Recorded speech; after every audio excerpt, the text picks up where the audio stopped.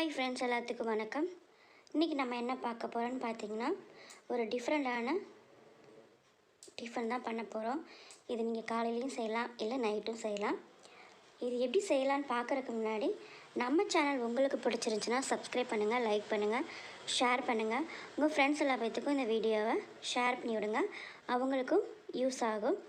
இப்போ வாங்க வீடியோக்குள்ளே போகலாம். இதுக்கு நான் எடுத்து வச்சுருக்க பொருள் என்னென்னு பார்த்தீங்கன்னா, முட்டைக்கோஸு, அதுக்கப்புறம் பார்த்தீங்கன்னா பீன்ஸு, கேரட்டு, கொடமிளகாவில் 3 கலர் இருக்குது. 3 கலரும் உங்களுக்கு தேவைன்னா நீங்கள் யூஸ் பண்ணிக்கலாம், அது உங்கள் விருப்பம். நான் இன்றைக்கி பச்சை கலர் மட்டும் எடுத்து வச்சுருக்கேன். தக்காளி 2 நல்ல பழமாக, அதே மாதிரி வெங்காயம் 2. ஓகேங்களா? இப்போ இதை நம்ம எப்படி செய்யலான்றதை பார்க்கலாம். ஃபஸ்ட்டு பார்க்குறதுக்கு முன்னாடி காயெல்லாம் நல்லா கழுவிட்டு நம்ம இதை பொடுசாக கட் பண்ணி வச்சுக்கலாம். வாங்க எப்படி கட் பண்ணலான்றது பார்க்கலாம். இப்போ காயெல்லாம் கழுவியாச்சு. ஃபஸ்ட்டு நம்ம பீன்ஸ் தான் கட் பண்ணுறோம். நல்லா பொடிசாக கட் பண்ணிக்காங்க. பாருங்கள், நான் இந்த மாதிரி கட் பண்ணுறேன், அந்த மாதிரி நீங்களும் பொடிசாக கட் பண்ணி வச்சுக்கோங்க. இந்த அளவுக்கு நம்ம கட் பண்ணால் போதும். இப்போ பீன்ஸு கட் பண்ணியாச்சு. இதை ஒரு பவுலுக்கு மாற்றிக்கலாம். அடுத்து குடமிளகாவை கட் பண்ணிக்கலாம். நான் சொன்ன மாதிரி இதில் 3 கலர் இருக்குது. உங்களுக்கு எந்த கலர் வேணாலும் யூஸ் பண்ணிக்கலாம், இல்லை 3 கலரையும் கூட சேர்ந்து நீங்கள் யூஸ் பண்ணிக்கலாம். இதையும் நம்ம பொடிசாக கட் பண்ணி வச்சுக்கிறோம். எந்த அளவுக்கு பொடிசாக கட் பண்ணுறோமோ அந்த அளவுக்கு சீக்கிரம் குக் ஆகும். அதே மாதிரி பார்க்குறதுக்கும் நல்லாவும் இருக்கும், சாப்பிட்றதுக்கும் நல்லாயிருக்கும். நான் ஒரு குடமிளகா எடுத்திருக்கேன். உங்களுக்கு இன்னும் கூட வேணும்னாலும் நீங்கள் சேர்த்துக்கலாம், அது உங்கள் விருப்பம்.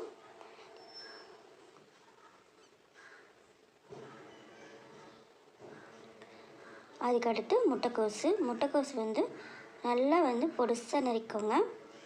எந்த அளவுக்கு பொடுசாக அவங்களால வெட்ட முடியுமோ அந்த அளவுக்கு பொடுசாக அதையும் நல்லா கட் பண்ணி வச்சுக்கோங்க.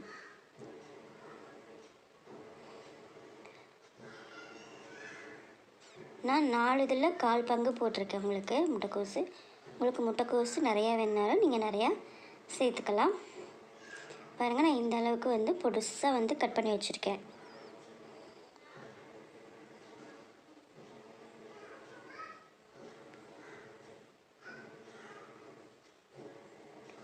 இப்போ இது எல்லாத்தையும் நம்ம கட் பண்ணதுக்கப்புறம் ஒரு பவுலுக்கு மாற்றிக்கலாம்.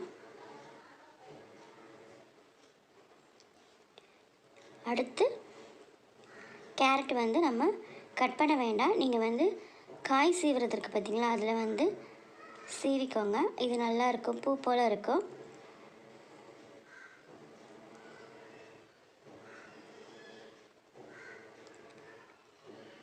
இப்போ இதையும் ஒரு பவுலுக்கு மாற்றியாச்சு. அடுத்து நம்ம வெங்காயத்தை பொடுசாகவும் நறுக்கிறோம்.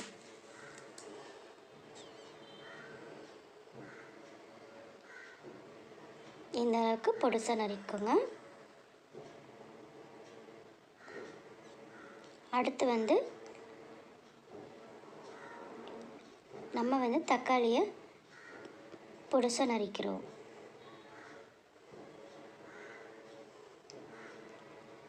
பொடிசா நறுக்கணும்னா சீக்கிரம் குக் ஆகும், அதுக்காகத்தான் நான் சொல்கிறேன் உங்களுக்கு. இப்போ இதெல்லாம் ரெடி ஆயிடுச்சு. பாருங்கள், நம்ம எல்லாத்தையுமே நறுக்கி வச்சாச்சு. நான் சொன்ன மாதிரி குடமிளகா, பீன்ஸு, கேரட்டு, முட்டைக்கோஸு, தக்காளி, வெங்காயம் எல்லாத்தையும் நறுக்கியாச்சு. இப்போ அடுப்பத்தை வச்சு கடாய் வச்சு ஒரு 3லேருந்து 4 ஸ்பூன் எண்ணெய் ஊற்றிக்கோங்க. ஊற்றிட்டு அதில் ஒரு 2-3 கருவேப்பிலை, நம்ம வெட்டி வச்சுருந்த வெங்காயத்தை போட்டு கொஞ்சம் நல்லா வதக்கி விடுங்க. வதக்கினதுக்கப்புறம் ஒரு 2-3 செகண்ட் வதக்கினதுக்கப்புறம் நம்ம இதோட நறுக்கி வச்சுருந்த தக்காளியை சேர்த்துக்கிறோம். சேர்த்துட்டு இதை நல்லா மிக்ஸ் பண்ணி விடுங்க. அடுப்பு மீடியமாக வச்சுக்கோங்க, ஹெவியாக வச்சிடாதீங்க, ஏன்னா கருகி போயிடும்.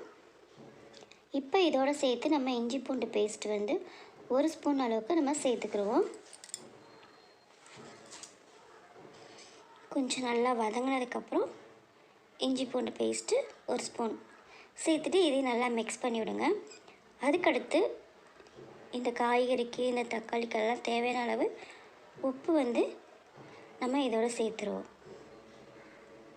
உப்பு தக்காளியோட சேர்த்தோம்னா சீக்கிரம் வந்து தக்காளி வந்து மசிஞ்சிடும், அதுக்காக தான் சேர்க்குறது. இப்போ எல்லாத்தையும் இதை நல்லா மிக்ஸ் பண்ணி விட்டு பாருங்கள், இந்த அளவுக்கு தக்காளி எல்லாம் மசிஞ்சிருச்சு, வெங்காயம் நல்லா வெந்துருச்சு.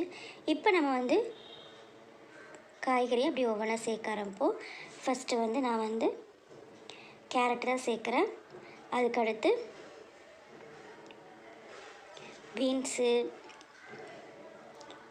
அப்படியே ஒவ்வொன்றா லைட்டாக 2 செகண்ட் வதக்கிட்டு ஒவ்வொரு காய்கறியாக நீங்கள் சேர்க்க ஆரம்பிச்சிருங்க.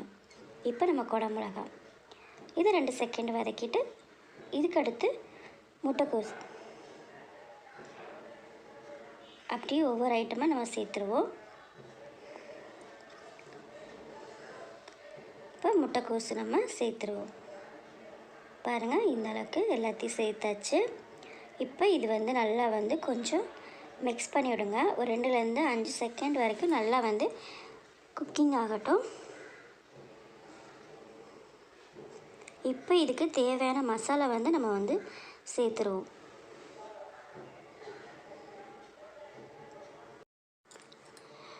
இப்போ நம்ம மசாலா சேர்க்க ஆரம்பிச்சிடுவோம். இதுக்கு வந்து மசாலா பார்த்திங்கன்னா மல்லித்தூள் தான் நான் போடுறேன். மல்லித்தூள் வந்து 2 ஸ்பூன் மல்லித்தூள் போட்டுக்கோங்க. அதுக்கடுத்து கரம் மசாலா வந்து 1 ஸ்பூன் சேர்த்துக்கோங்க. லாஸ்ட்டாக தனி மிளகாய் பொடி, அது உங்கள் காரத்துக்கு தகுந்த மாதிரி நீங்கள் சேர்த்துக்கலாம். நான் வந்து 1 ஸ்பூன் சேர்க்குறேன். சேர்த்துட்டு இது நல்லா வந்து மிக்ஸ் பண்ணி விடுங்க. இன்னும் இதில் 2 ஐட்டம் சேர்க்க வேண்டியது இருக்குது. சேர்த்துட்டு நல்லா வந்து இதை வந்து நல்லா மிக்ஸ் பண்ணி விடுங்க. அடுப்பு வந்து ஹெவியாகவே வச்சிடாதீங்க. நம்ம காய்கறி போட்டதுக்கப்புறம் சிம்மிலே தான் இருக்கணுங்க.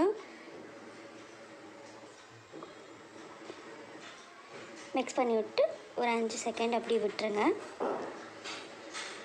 இப்போ சோயா சாஸ் வந்து 1 ஸ்பூன் ஊற்றுறேன். தக்காளி சாஸ் வந்து ஒரு 2 ஸ்பூன் ஊற்றிக்கோங்க. இதுதான் வந்து இதுக்கு வந்து டேஸ்ட் கொடுக்கும், நல்லாவும் இருக்கும். ஊற்றிட்டு நல்லா வந்து மிக்ஸ் பண்ணி விடுங்க. எந்த அளவுக்கு உங்களால் மிக்ஸ் பண்ண முடியுமோ அந்த அளவுக்கு மிக்ஸ் பண்ணி விட்டுக்குங்க. மிக்ஸ் பண்ணி விட்டுட்டு நம்ம வந்து அடுப்பு வந்து சிம்மிலே தான் இருக்கணும் லாஸ்ட் வரைக்கும். ஓகேங்களா? அடுப்பை ஹெவியாக ஏற்றிடாதீங்க. இப்போ பாருங்கள், நல்லா கலர்ஃபுல்லாக வந்துருச்சு. நம்ம காய் எல்லாமே ரெடியாக ஆரம்பிச்சிருச்சு. வாசனையும் நல்லா கம்மன்னு வருது. இந்த ஸ்டேஜில் உப்பு உங்களுக்கு போதுமா, உரப்பு போதுமான்னு நீங்கள் பார்த்துக்கலாம். அப்படி பத்தலைன்னா நீங்கள் இன்னும் கொஞ்சம் கூட சேர்த்துக்கலாம். இதை நல்லா வந்து மிக்ஸ் பண்ணிவிட்டு அப்படியே ஒரு 5 செகண்ட் அப்படி நீங்கள் அடுப்பில் கிண்டாமே அப்படியே வச்சிட்டிங்கன்னா நல்லா வந்து காயெல்லாம் கொஞ்சம் அரைவேக்கடை குக் ஆயிரும்.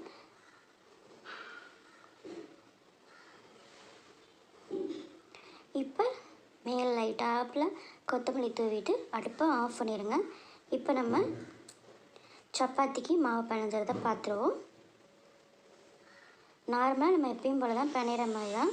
உங்களுக்கு எத்தனை பேர்த்துக்கு தேவையோ அத்தனை பேர்த்துக்கு மாவு எடுத்துக்கோங்க. உப்பு போட்டுட்டு மிக்ஸ் பண்ணி விட்டுக்கோங்க. அதுக்கப்புறம் 2லேருந்து 3 ஸ்பூன் வந்து ஆயில் ஊற்றிக்கோங்க. ஆயில் ஊற்றும் போது இன்னும் கொஞ்சம் நம்ம சப்பாத்தி வந்து சாஃப்டாக இருக்கும், அதுக்காக தான் ஆயில் சேர்க்குறது. நல்லா மிக்ஸ் பண்ணி விட்டதுக்கப்புறம் தேவையான அளவு தண்ணி ஊற்றிக்கோங்க. ரொம்பவும் கெட்டியாக இல்லாமல் ரொம்பவும் கொலக்கலம் இல்லாமல் நம்ம சப்பாத்தி எப்படி நார்மலாக பிணைவோமோ அந்த மாதிரி பிணைச்சிக்கோங்க. பிணைஞ்சிட்டு இது வந்து ஒரு 1/2 மணி நேரம் இல்லை 3/4 மணி நேரம் நல்லா ஊற வச்சுருங்க. அப்போ தான் நம்ம சப்பாத்தி ரோல் சாப்பிடும்போது இந்த சப்பாத்திக்கும் இந்த மசாலாவுக்கும் சூப்பராக இருக்கும். அதே மாதிரி மாவு பிணையிறதுல தான் இருக்குது உங்களுக்கு அந்த சாஃப்டாக வர்றதுக்கு. கொஞ்சம் எவ்வளோக்கு எவ்வளோ உங்களால் நல்லா பிணைய முடியுமோ அந்தளவுக்கு மாவு நல்லா பிணைஞ்சிக்கோங்க.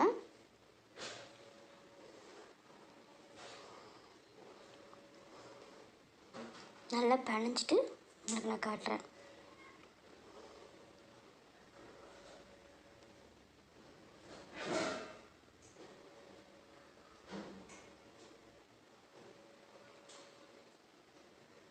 இந்த அளவுக்கு நல்லா பிணைஞ்சாச்சு பாருங்கள்.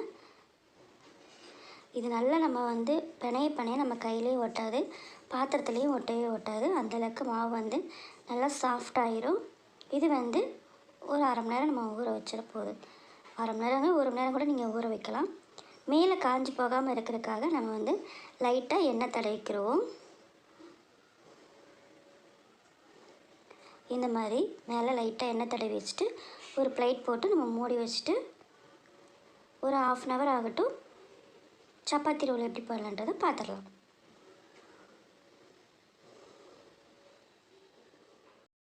இப்போ நம்ம எப்பயும் போல் சப்பாத்தி நீங்கள் தேய்ச்சி சப்பாத்தி சட்டியில் போட்டு எடுத்துட்டுங்க. நம்ம எப்பயும் போல் சப்பாத்தி எப்படி செய்வோமோ அதே மாதிரி நீங்கள் செஞ்சுக்கோங்க. இப்போ பாருங்கள், சப்பாத்தி ரெடி ஆயிடுச்சு. இது மேலே நம்ம அந்த மசாலாவில் ரெடி பண்ணி வச்சுருந்தோம் பார்த்தீங்களா, அதை எடுத்து இப்படி தடவி இப்படி ரோல் பண்ணிட்டிங்கன்னா சப்பாத்தி ரோல் சூப்பராக ரெடி ஆயிடுச்சு. இது எப்படி குழந்தைகளுக்கு கொடுத்தோம்னா விரும்பி சாப்பிடுவாங்க. இதே மாதிரி இன்னொரு மெத்தடில் நம்ம பண்ணலாம், அதையும் நான் உங்களுக்கு காட்டுறேன். ஒன்று இந்த மாதிரி பண்ணலாம், இல்லைன்னா நான் செய்கிற மாதிரி இன்னொரு மெத்தடு. நம்ம சப்பாத்தி தேய்ச்சிக்கோங்க, நார்மலாக எப்பயும் போல் தேய்ச்சிட்டு அது மேலே இந்த மசாலாலாம் ரெடி பண்ணி வச்சுருக்கோம் பார்த்தீங்களா, அதை வந்து நடுவில் வச்சுக்கோங்க. வச்சுட்டு 4 பக்கமும் வந்து நம்ம பீஸை வந்து சப்பாத்தி மாவு தேய்ச்சி வச்சுருக்கோம்ல, அதை அப்படியே இப்படி வந்து மடக்கி விடுங்க.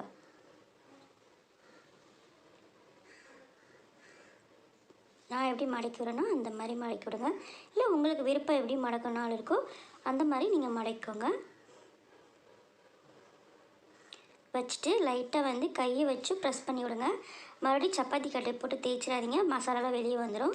இதை இப்படி நம்ம தோசை சட்டியில் போட்டு எடுத்தாலும் இதுவும் வந்து சூப்பராக இருக்கும் சாப்பிட்றதுக்கு. இந்த மாதிரி நம்ம செஞ்சு கொடுத்தோம்னா குழந்தைகளும் சாப்பிடுவாங்க. காய்கறி சாப்பிடாத குழந்தைகள் கூட இந்த மாதிரி நம்ம செஞ்சு கொடுத்தோம்னா அவங்க காய்கறிக்கு தெரியவே தெரியாது காய்கறி இருக்கிறது, விரும்பி சாப்பிட இருப்பாங்க. நம்மளுக்கும் அவங்களுக்கு காய்கறி கொடுத்த மாதிரி இருக்கும். 2 பக்கம் நல்லா வெந்ததுக்கப்புறம் சாப்பிட்றதுக்கு ரெடி ஆகிரும் உங்களுக்கு. இதே மாதிரி நீங்களும் வீட்டில் ட்ரை பண்ணி பாருங்கள். ட்ரை பண்ணி பார்த்துட்டு நம்ம சேனல் உங்களுக்கு பிடிச்சிருந்துச்சுன்னா சப்ஸ்கிரைப் பண்ணுங்கள், லைக் பண்ணுங்கள், ஷேர் பண்ணுங்கள், கமெண்ட் பண்ணுங்கள். இப்போ பாருங்கள், சப்பாத்தி ரோலும் ரெடி ஆயிடுச்சு. நான் சொன்ன மெத்தட்லேயே உங்களுக்கு சப்பாத்தி ரெடி ஆயிடுச்சு. மீண்டும் அடுத்த ரெசிபியில் சந்திப்போம்.